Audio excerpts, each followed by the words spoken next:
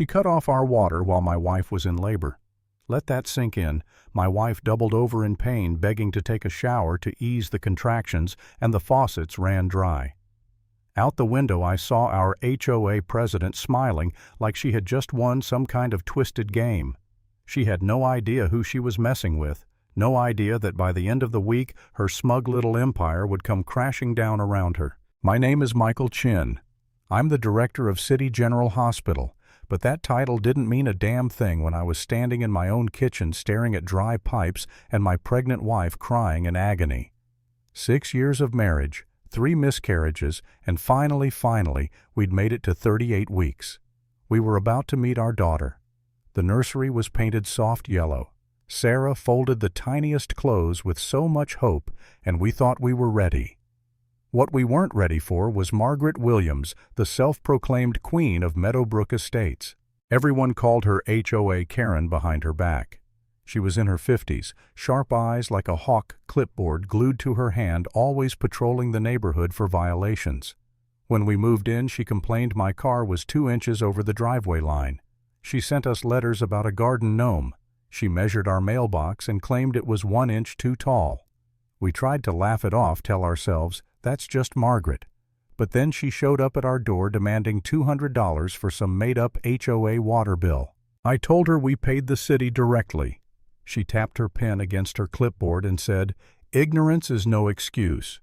Pay it or there will be consequences."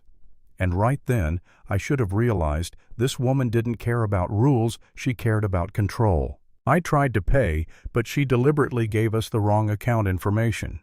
When the payment bounced, she jacked it up to $500 with bogus late fees.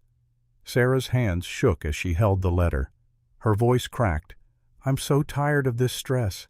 The baby can feel it. And I promised we'd pay, we'd make it go away." I stood on Margaret's perfect porch holding a cashier's check for $500, and she sneered, "You're 3 days late. That'll be another $100. Something in me snapped. I slapped the check onto her doorframe and said, "This is final. Take it or leave it." I walked away to the sound of her screaming threats, and I told myself that was the end of it. But Margaret wasn't done. Not by a long shot. At 3 in the morning, Sarah's contractions started. At first, they were mild. By 6, they were 5 minutes apart. She looked at me through the pain and whispered, "I think this is it." We grabbed the hospital bags ready for the moment we had prayed for. Before we left, Sarah wanted a shower, just 10 minutes of warm water to ease her pain. She turned on the faucet, and nothing came out. Nothing, not a drop. I ran through the house, bathroom, kitchen, bone dry. My heart pounded as the horrible truth settled in. I glanced out the front window, and there she was. Margaret standing on her lawn with that damn clipboard smiling. Next to her was a man in a utility uniform. My blood boiled. I stormed outside yelling, "Turn our water back on right now." She shrugged, smirked, and said, "You should have paid your bills on time." "My wife is in labor," I shouted, my voice cracking. "She needs water." Margaret's smile widened. "That's not my problem. Rules are rules." The water company guy shifted uncomfortably, whispered, "Maybe we should reconsider, ma'am. If it's a medical emergency?" "Absolutely not," she snapped. "No payment, no water." I pulled out my phone, showing her I could transfer $600 right then and there. She barely looked. Too late. The disconnect order's been processed. Try again tomorrow. Tomorrow. My wife was inside, contracting every 3 minutes, tears streaming down her face, begging me to do something, and Margaret turned her back on us and walked away. I've dealt with life and death in operating rooms, but standing there powerless in my own driveway, I felt more useless than ever. Sarah clutched my hand inside, whispering through her pain, "Michael, maybe we should just move. Maybe we shouldn't have fought her." And for a moment I wondered if she was right. Maybe I should have just swallowed my pride, paid whatever ransom Margaret demanded, and avoided this nightmare. That thought nearly broke me. But then Sarah cried out as another contraction ripped through her. I saw the terror in her eyes, and I remembered every loss we'd survived to get here. No, not this time. I wasn't giving up, not on her, not on our daughter. We got in the car. Morning traffic stretched 15 minutes into 25. Sarah gripping my hand at every red light, whispering, "How could she do this? How could anyone be so cruel?" I tried to calm her, but inside I was raging. By the time we reached the hospital, her blood pressure was spiking from the stress. Hours later, when our daughter Emma was born, the joy on Sarah's face mixed with exhaustion, fear, and the memory of that morning. We had our miracle, but it had been stolen from us in ways Margaret would never understand. That night, while Sarah and Emma slept peacefully, I stood in the hospital hallway with my phone and decided Margaret's reign was over.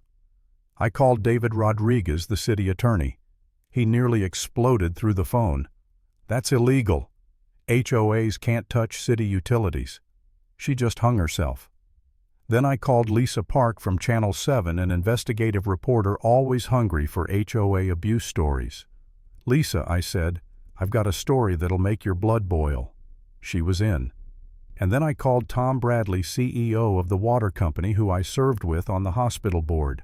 "Tom, one of your guys just shut off water to a pregnant woman in labor." Silence.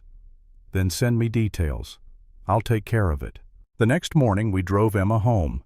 3 news vans waited on the street. Reporters swarmed cameras, flashing neighbors peeking from behind curtains. I carried Emma inside, turned on the faucet, water gushed out. Sarah cried, clutching a glass in her hand. I was so scared we'd come home to nothing. Not anymore. By afternoon, Lisa sat in our living room, cameras rolling. Sarah told the world about waking up in labor, desperate for water, only to find nothing but cruelty. Her voice shook as she said, "We lost 3 pregnancies before this one. Yesterday should have been the happiest day of our lives, but instead I was terrified and stressed because of one person's abuse of power." When Lisa asked me how I saw it as a doctor, I didn't sugarcoat it. It's dangerous. It could have killed someone.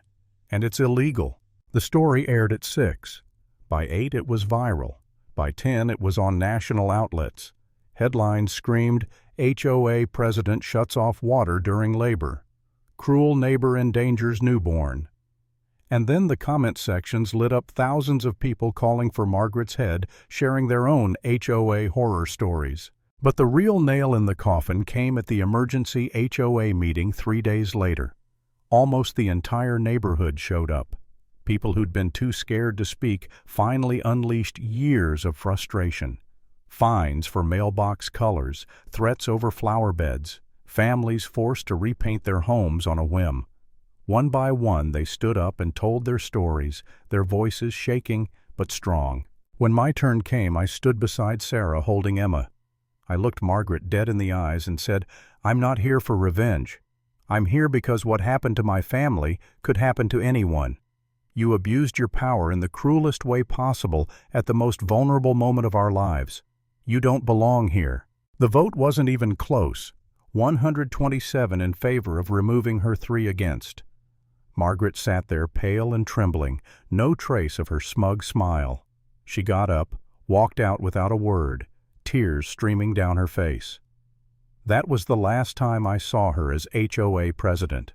Within months, she faced extortion charges, harassment charges, and the city passed new ordinances limiting HOA power. Her name became a punchline on the evening news. She sold her house at a loss and disappeared. And me. I'll never forget standing in my kitchen that morning hearing dry pipes when my wife needed me most. That helplessness burned itself into me. But I'll also never forget what came after the moment I chose not to give up, the moment my neighbors stood with me, the moment we proved that bullies don't get to win forever. And if you take anything from my story, let it be this: power built on fear always collapses.